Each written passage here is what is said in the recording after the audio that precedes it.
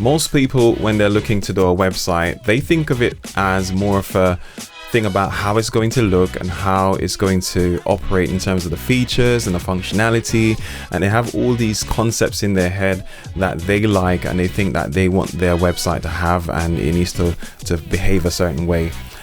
There's nothing wrong with having those ambitions, of course, but in fact, it is more counterintuitive to the actual process of getting your website done, because it isn't the most important thing to think about when you're getting a website done. I have people approach me all the time and say, oh, I want this website to be done, and they have a very prescriptive approach about it, and they come to you as a professional, but they're basically telling you how it needs to be done and what they think is best for that site, when unfortunately, although they think they do, they don't have a clue as to what goes into setting up a website so it can actually give them results, which is the most important thing.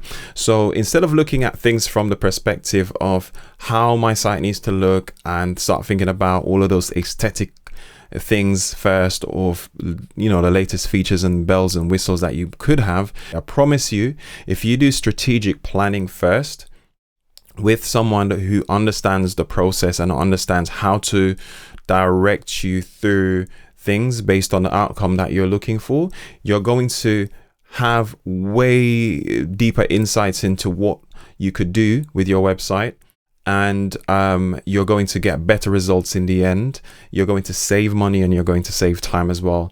Hey, my name is Marlon and welcome back to another episode. I do content like this to help you with the direction of your business or brand online through your website and through your online content, so you can get better results. Without further delay, let me just jump into the key points that I want to include, that I think you should include in your strategy. So the first thing that you need to cover in your strategy is the who and the what. Okay, so who is going to be using this website? Is it obviously it's going to be for your potential customers, presumably, or clients. What are they going to be doing on the site? What is the ultimate goal that you want to set on that site in terms of how it's going to help you get a result for them and for your business, right? So it could be, there's several things that a website could do, but you need to determine the primary thing that the website is there to do, and the website needs to be focused around that, and everything else is going to be secondary. If you have too many options and too many things that you want people to do, people take no action. So it has to be focused, right? So it could be that you simply want people to join your email list so you can then follow up with them via your email automations, your email marketing. It could also be that you want to send them to a landing page where they join a membership of some sort, or it could be that you have a product on that page that you want to sell. And you need to know what exactly is going to go on that page and how it needs to be laid out and optimized in order for it to deliver the result that you want. Or it could be just informational. You could just have the website being there to educate your potential customers and clients, and then eventually they'll come through to you by contacting you, and then they know already what to expect, or they know a lot more about how your business operates and how the process works, etc., because you have it all laid out. It just depends. So these are all different angles you could take with your website, and there are a lot more things.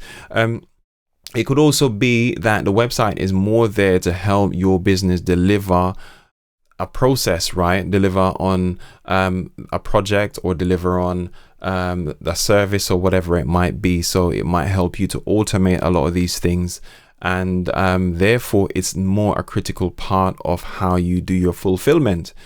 Again, these are several different ways, and it needs to be determined and thought through that strategy session or sessions to document all of this. Now, the next thing you need to include is what the user flow is going to be like. So think about your avatar, your customer profile, your client profile. What is it that they're looking to do when they come to your website? What are the things that they need to do? And then you need to plan out a flow. They land on this page. The next thing they need to go to is here. The next thing they need to see is this. And you're going to plan that out to get them moving forward towards the end goal all the time, which is whatever we determine the goal is at the start. They need to be able to see clearly that path, or you need to be able to guide them through that path seamlessly on your website. So the user flow needs to be planned out as well, and that is going to determine what pages, how the pages are going to be laid out, how you're going to set up the navigation on your website, and so on and so forth, right? The other critical thing that I think needs to be thought of in advance is also how the website is going to be marketed. Some people don't think about this at all, and some think about it as an afterthought. I think it should be thought about upfront, because it is going to help you plan how the website is going to work with the marketing strategies that you are going to implement. So for example, if you're planning to have a blog on that same website that is going to be hopefully ranked in Google or in other search engines, you need to set things up in a way that it then drives people to the right parts of your website, and it's optimized in such a way that everything again is seamless, and it's all able to utilize the marketing strategy and keep people on the site, keep people consuming the blog post, and get into the right call to actions so they can do the thing that you want them to do, right? So think about these things, and know that the website is not something that operates in a silo. It's something that is actually part of a bigger ecosystem known as your online ecosystem. That's what I'm calling it right now, right? It's really a tool just within a bigger space, and it needs to gel well with everything else. So that's why I think it's important to figure out a marketing strategy and how that's going to fit in with that. So that being said, you could do your strategy as a one-off service, and then you would then determine at the end of that strategy, okay, this is what needs to go into my website, this is how it needs to be done, this is how much it's likely to cost, because only then can you really know realistically what your website is potentially going to cost, because then you have a chance to dig into each individual thing that you need to look at. You might realize that, you know what, I don't need this website at all at the end of doing a strategy session, and that's completely fine, because you might realize that the focus should be on something else before you even jump to the website.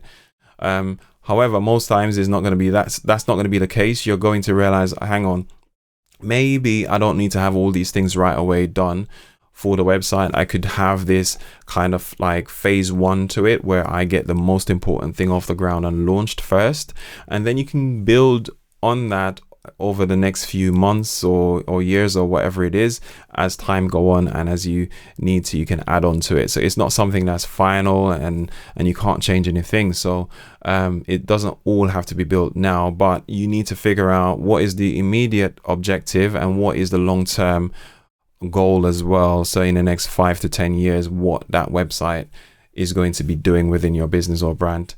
So I hope this makes sense to you, and you now think about doing strategy before you decide to build anything, well, especially your website, because again, it's not worth the headache of jumping ahead and not actually figuring things out, because it's just probably not going to work the way you expected.